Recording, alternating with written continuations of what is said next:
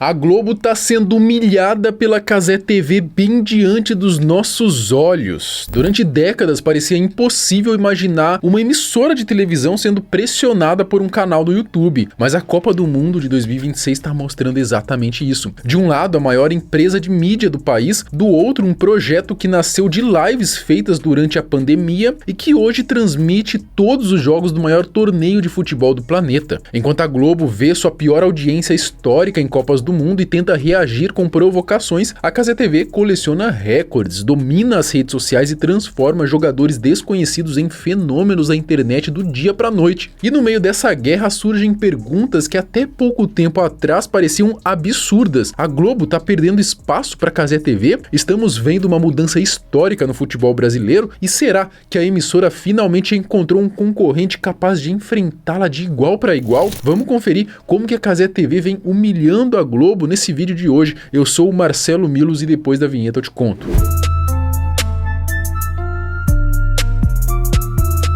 Após alguns anos de uma rivalidade que começou de forma tímida, podemos dizer que a disputa entre a Cazé TV e Globo chegou ao auge na Copa do Mundo de 2026, marcada por provocações e alfinetadas nas redes sociais e nas transmissões ao vivo. Enquanto a Globo ironiza o streaming através de campanhas sobre antenas digitais, a Cazé TV fez questão de lembrar que tem exclusividade na transmissão dos 104 jogos do maior torneio do planeta. E pensar que não faz muito tempo, muita gente acreditava que a Cazé TV era apenas mais um braço da Globo. E olha, em determinado momento isso até parecia possível. Mas a verdade é que com o investimento pesado da Live Mode, que segundo notícias hoje controla totalmente o canal, essa disputa ficou muito mais intensa. E foi isso que ajudou a transformar a Copa no palco dessa guerra. E nessa briga, o público parece já ter escolhido o seu lado. E eu vou te falar, a Globo tá levando uma bela surra. Só o fato da gente estar cogitando isso já é algo bastante impressionante. Afinal, a gente está falando da poderosa Globo, uma empresa que durante décadas funcionou como uma verdadeira máquina de mídia no país. E mesmo vivendo uma fase menos dominante, continua sendo uma das maiores emissoras de televisão do mundo. Do outro lado está a Cazé TV, um projeto que nasceu com um apresentador carismático fazendo lives de casa durante a pandemia. Casimiro já tinha experiência na mídia, principalmente pelos tempos de esporte interativo e TNT, mas estava longe de ocupar o topo da hierarquia dentro dessas empresas. E mesmo assim, em pouco mais de 5 anos, um canal do YouTube conseguiu pressionar a Globo de uma forma que nenhuma outra emissora chegou perto de fazer. Casimiro Miguel merece reconhecimento por ter participado da construção de algo tão grande em tão pouco tempo. É claro que hoje a Cazé TV não depende apenas dele, mas tudo indica que ele continua como acionista e tem papel importante nessa transformação que a gente está acompanhando. Sobre a estrutura da Cazé TV e a participação da Live Mode, nós já produzimos um vídeo aqui explicando a relação em detalhes. Agora vamos focar nessa disputa que ganhou força durante a Copa do Mundo. Podemos dizer que tudo começou lá em 2022, quando o Casimiro vivia uma ascensão meteórica nas plataformas de streaming. Foi nesse período que ele conseguiu os direitos de transmissão dos jogos do Atlético Paranaense como mandante. A parceria com o Furacão gerou números impressionantes de audiência e serviu como uma prova definitiva do potencial daquele modelo. Foi ali que a Live Mode e Casimiro perceberam que existia espaço para criar um canal dedicado exclusivamente ao esporte, algo que meses depois daria origem à Cazé TV. A ideia funcionou tão bem que, no fim daquele mesmo ano, eles também conseguiram os direitos de transmissão de partidas da Copa do Mundo do Catar. E foi justamente nesse momento que o projeto deixou de parecer apenas uma aposta e passou a ganhar contornos de algo muito maior. Brinca, né? Essa história do prédio, né? Quando a gente começou a Cazé TV, o Luizinho, nosso narrador, brincava que a gente tinha 4 estúdios, né? Que era meu quarto, o quarto dele, o prédio da Cazé TV mesmo, né? O estúdio da Cazé TV e um croma que a gente tinha de canto, assim, só que a gente fingia que eram 4 super ambientes. Estamos aqui no estúdio 3, ele gostava muito, né? De falar estúdio 3, que era o quarto dele.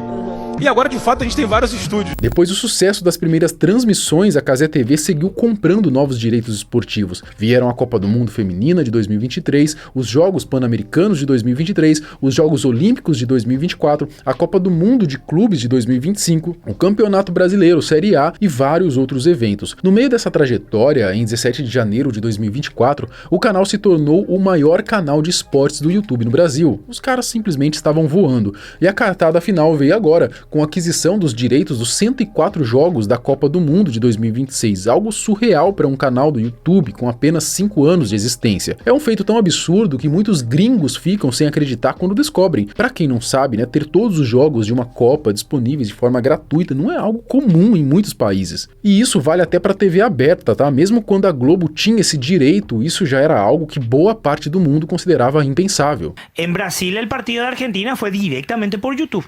11 millones y medio de dispositivos conectados. Una monstruosidad, es un fenómeno.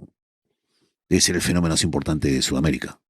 Los tiene todos aplomados. Se ríe el brasileiro. Hijo de puta. E o início da Copa está apenas confirmando aquilo que muita gente já imaginava. O sucesso das transmissões da Cazé TV tem sido algo impressionante. O primeiro jogo da Argentina, que ainda teve Messi marcando 3 gols e igualando o recorde histórico de artilharias em Copas do Mundo, foi exibido no Brasil apenas pela Cazé TV. Resultado, mais de 11 milhões de pessoas assistindo ao mesmo tempo. A estreia de Portugal com Cristiano Ronaldo também passou por lá. A da Espanha de Lamine Yamal, mesma coisa. E tudo isso registrando números absurdos, quase sempre na casa dos 10 milhões de espectadores simultâneos. Isso acontece porque a Cazé TV possui o pacote completo dos 104 jogos do torneio, enquanto a Globo e o SBT têm direito a 55 e 32 partidas, respectivamente. Sim, os caras possuem praticamente o dobro de jogos da poderosa emissora do Projac. Além disso, a forma como estão cobrindo a Copa vem recebendo elogios de grande parte do público, com um estilo mais descontraído, muita resenha e até presença do Defante aí como repórter, repetindo uma fórmula que já tinha dado certo na Copa passada. A Cazé TV está conseguindo se destacar bastante diante da concorrência. Tem risada, tem momento sério, enfim, convenhamos, né? Como que alguém vai bater de frente com eles quando os caras têm todos os jogos e uma equipe com quem grande parte do público se identifica? Só que a Globo, vendo a besteira que foi perder os direitos integrais do torneio, resolveu tentar encontrar algo para desmoralizar a rival, e aí começaram as provocações dos dois lados.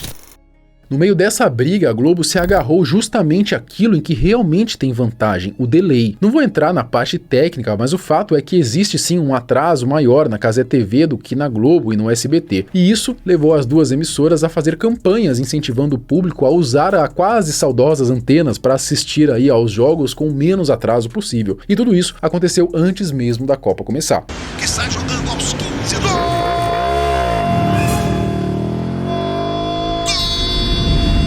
Atrasou aí, né? Não deixe o grito de gol te pegar de surpresa. Assistindo jogos na Globo com a sua antena, você comemora no tempo certo. Claro que o Casimiro iria rebater essa questão e daí começaram as provocações. Chegou rápido, hein? Essa Copa do Mundo, hein? Isso. Chegou rápido, hein? Chegou rápido, hein? Quando nós anunciamos, teve muita gente que duvidou.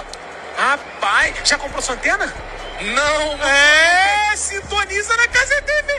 A gente vai comprar antena, não vai achar o jogo. Exatamente. Toma cuidado, ó. Com o início da Copa, essa história do delay continuou e a Globo fez uma espécie de sketch para dar uma cutucada na rival. Inclusive, eles até usaram o bordão da Cazé TV para fazer uma brincadeira, mas eu particularmente não achei muito engraçado, não. Copa de 2026. O evento onde todo mundo pode ser profeta. É porque Copa com delay... Esquece. Em contrapartida, durante a estreia da Espanha contra a sensação Cabo Verde, Casimiro aproveitou o embalo do ótimo jogo do Vozão, né, e deu uma zoada aí nos caras de forma categórica. E Globo, se eu fosse vocês, eu não entrava nesse jogo não, tá? Porque nessa questão aí de zoeira, os caras, eles estão muito acostumados, muito mais acostumados do que vocês. Ao ex-jogador do Botafogo, ele também... Ele gosta de novela, ele gosta de Ivete Sangalo. A Globo tá passando um monte de novela. Tá passando o jogo, tem que passar novela. O Vozinha pode assistir lá. Mas por enquanto, ele sonha uma classificação no Chile Freitas. Por que não? Por que não, Luizinho? Aliás, né, outra prova do sucesso da Cazé TV e da influência aí que ele tem hoje é o caso do próprio Vozinha, né, Vozinha, enfim, né, o goleiro do Cabo Verde, que antes da estreia tinha cerca de 50 mil seguidores. Depois do jogo, com o próprio Casimiro pedindo pra galera segui-lo no Instagram, o cara saltou para mais de 10 milhões em poucas horas. O Brasil parou pra te apoiar. Quantos seguidores você tinha nas redes sociais antes de começar a Copa? Acho que uns 40 e poucos mil. 50 mil. Você tem ideia de quantos você tem agora? Falaram que acho que tem meio milhão, mas não sei. Não. O meu Instagram não fica bloqueado. Não, você não tem meio milhão. 13, isso é louco.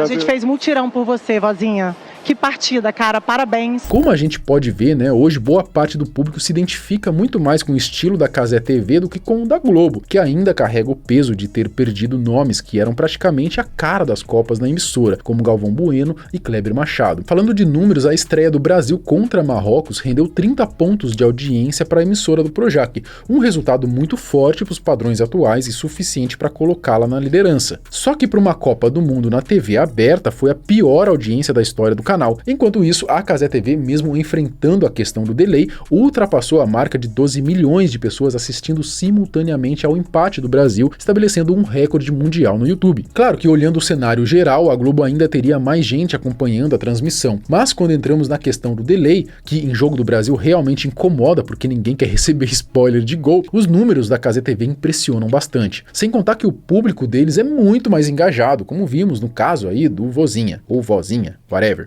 E isso é algo que os patrocinadores observam com muita atenção. E agora podemos entrar em outro capítulo dessa disputa, porque a Globo, vendo o tamanho do estrago causado pela perda dos direitos de todos os jogos, já está se movimentando para tentar garantir a próxima Copa em 2030. Eles estão tentando impressionar a FIFA enviando uma verdadeira força-tarefa para cobrir o torneio, mesmo sem ter os direitos de todos os jogos. Mas eu não sei se isso vai ser o suficiente não, tá? Afinal, a FIFA certamente está acompanhando toda a repercussão das transmissões gratuitas no YouTube e tanto ela quanto seus parceiros devem estar bastante satisfeitos com os resultados. Então, Dona Globo, parece que vocês finalmente encontraram um concorrente à altura, pelo menos no esporte. Aliás, a emissora até tenta conquistar esse público através do projeto aí do GTV, né, no YouTube, mas sinceramente ainda tem muito chão pela frente, principalmente quando o assunto é elenco. Enquanto isso, a Cazé TV segue no seu caminho e continua ampliando o seu portfólio de transmissões. Os caras seguem com o Brasileirão, Campeonato Alemão, fecharam agora os direitos da La Liga e também da Premier League, né, o campeonato mais valioso do planeta. Praticamente só faltam aí a Champions League e a Libertadores para eles terem quase tudo que importa no futebol. Será que estamos assistindo uma passagem de bastão diante dos nossos olhos? Bom, isso só os próximos capítulos vão responder. E o que você acha? Comenta aqui embaixo. Até o próximo vídeo. Tchau!